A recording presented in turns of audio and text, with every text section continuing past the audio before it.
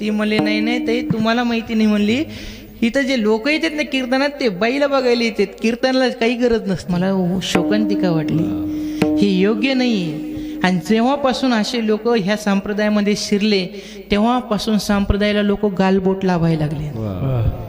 महाराज तुम्हाला सांगू का, माझं एक तळतळीचं म्हणणं आहे, गुरुजी आपल्याला चांगलं नाही झालं तर नका करू, नाही संप्रदायाचं नाव वाढत आलं नका वाढू, तुमच्या वाचून काय बंद पडलं, पण आपल्या एखाद्या कृतीमुळे आपल्या एखाद्या आचरणामुळे संप्रदायाला नाव नाही लागलं पाहिजे. त्याच्यासारखं पाप जगात कोणतं नाही, जगात दुसरं पाप कोणतं नाही. कारण की शिळे तुकडे खाऊन नदीचं पाणी पिऊन लोकांच्या दारोदार भिक्षा मागून हा गाथा उभा राहिला, ही ज्ञानेश्वरी उभा राहिली. एवढं सोपं नाही ते जीवन. जावे त्याच्या वंशात देवीकडे, आधी चणे खावे लोखंडाचे मग ब्रह्मपदी नाचे.